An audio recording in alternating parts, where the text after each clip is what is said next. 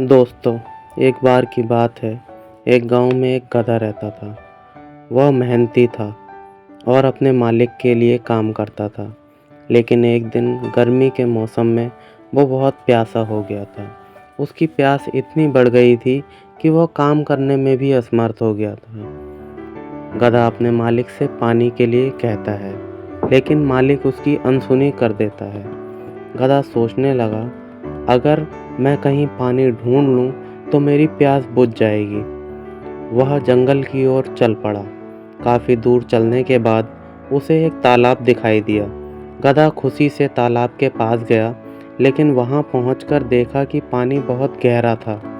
वह अपनी लंबी गर्दन से पानी तक नहीं पहुंच पा रहा था। गधा निराश हो गया, लेकिन उसने हार नहीं मानी। उसने चारों ओर देखा और पाया कि तालाब के पास कुछ पत्थर पड़े थे।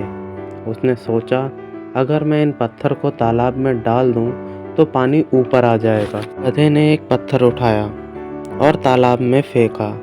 फिर उसने एक और पत्थर फेंका। धीरे धीरे उसने कई पत्थरों को फेंक दिया। आखिरकार पानी ऊपर आ गया और गधे ने अपनी प्यास बुझाई।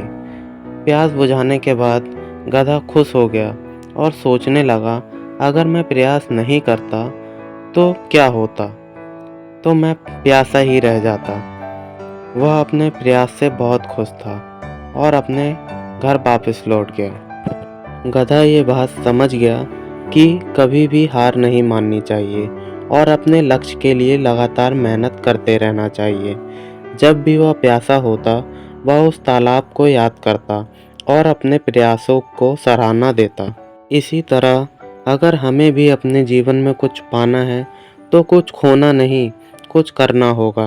लगातार उस लक्ष्य को प्राप्त करने के लिए प्रयास करते रहना होगा। दोस्तों, इस कहानी के माध्यम से मैं आपको बताना चाहता हूँ कि कठिनाइयों में धैर्य और मेहनत से हम अपनी समस्याओं का हल निकाल सकते हैं। इसी के साथ मैं आपका होस्ट आपसे विदा लेता हूँ।